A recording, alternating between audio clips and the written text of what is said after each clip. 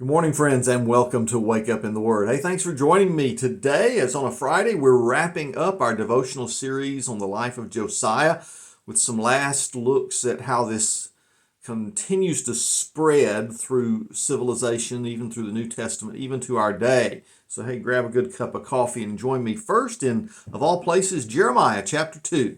We're going to jump from Jeremiah to Jesus to Paul in quickly looking at some scriptures that kind of give us a backdrop over our Josiah moment today. Well, as we get to that point, we've really been shocked to see how Josiah could stand up against the flow of wickedness in his day and bring revival to a nation, actually prevent God's judgment from taking place during a 31-year reign in which God blessed his nation. But once Josiah was gone and no one else stood in the gap, judgment fell. Well, what are we looking at? We're looking at a civilization that forsook God in ways that are described in detail by the prophet Jeremiah. I want to call your attention to in the beginning of his prophecy in chapter 2, down in verse number 8, where after he recounts the fact that God had brought them into the land, had blessed them, had made them a great nation, he said, the priests, though, quit asking, where is the Lord? The priests quit asking, where is the Lord? Isn't it their job to point people to the Lord? Yes, and just as it is the purpose and the plan for God to use great leaders to point us to Him, it seems like we are devoid of those today. We have people who have the titles who do the strangest things in their church, embrace the very sins God condemns in His Word, doing things in church that don't look a bit like church. I could go on. So he says, the priests quit asking, where is the Lord? The experts in the law no longer knew me, and the rulers rebelled against me. The prophets prophesied by Baal, and they followed useless idols. Therefore, I'll bring a case against you again. This is the Lord's declaration. I'll bring a case against your children's children. Now cross over to the coasts of Cyprus and take a look. Send someone to Kedar and consider carefully. See if there's ever been anything like this. Has a nation ever exchanged its gods? Little g, by the way. Yet my people have exchanged their glory for useless idols. Be appalled at this, heavens. Be shocked and utterly desolated. This is the Lord's declaration. For my people have committed a double evil. They have abandoned me, the fountain of living water, and they dug cisterns for themselves, cracked cisterns that cannot hold water. You've heard that phrase before that, hey, that just won't hold water. Well, we're looking right now at a civilization that's been created out of this worship of evil, and it's cracked. It's a cracked pot, my friends. It can't hold water. It will not be sustainable. It will collapse in and of itself, and that's because it was faulty from the beginning. Well, what does this look like in real time as we move to the New Testament? Remember, Jesus warned us in Matthew 24 that there would be an attitude of the last days that would be prevalent. He talks about it using the term lawlessness. Now, this is from the Christian Standard Bible. The most good English translations will have this phrase in their passage. I call your attention to Matthew chapter 24, verse number 12.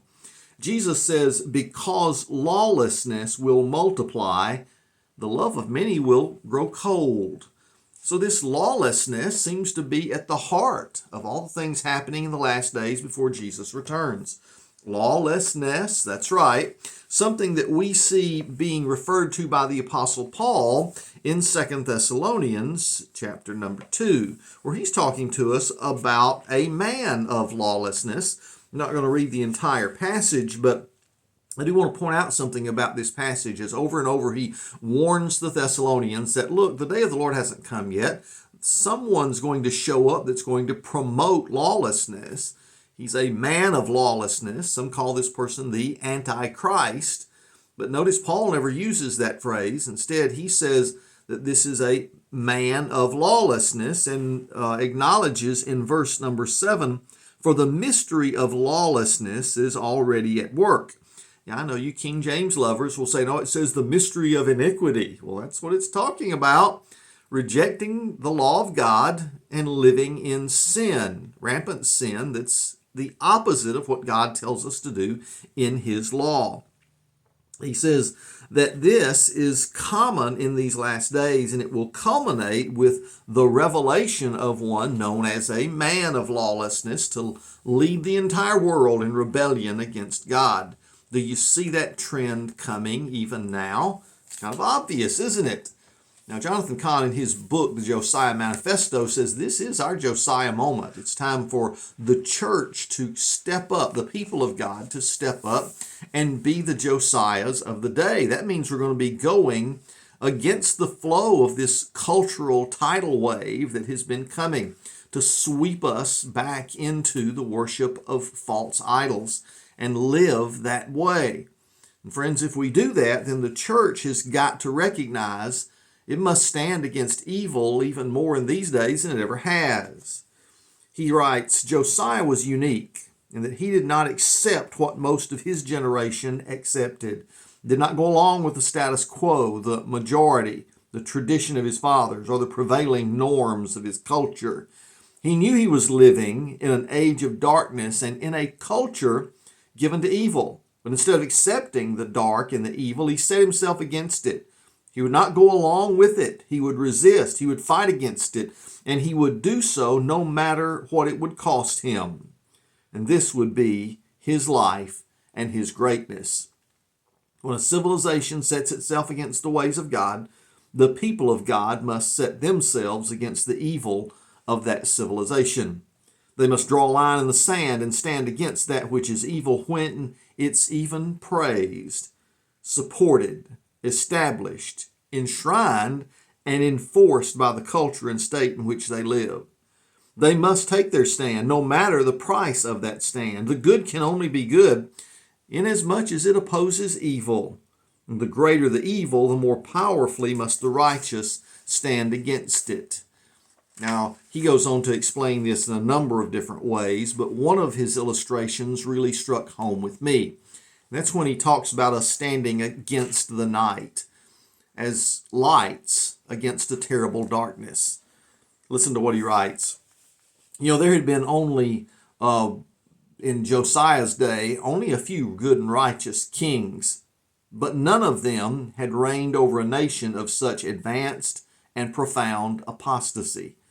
And yet the spiritual darkness of Josiah's times did not discourage him from acting. Rather, it inspired him. It was because of the darkness that he embarked on a campaign of national repentance, cleansing, and redemption. You see, Josiah is listed among the greatest of the kings on the throne of David, if not the greatest, because the darkness of his times did not lessen his greatness, it enabled it.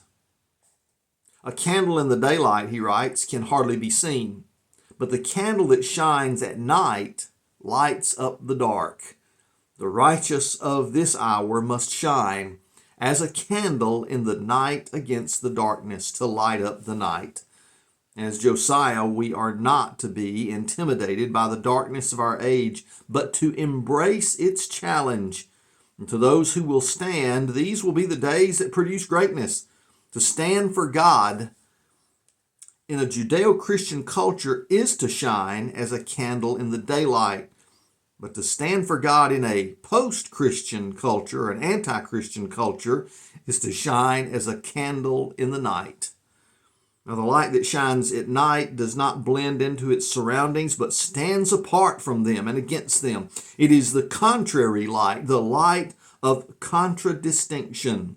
And it is this contrast and distinction that magnifies its radiance.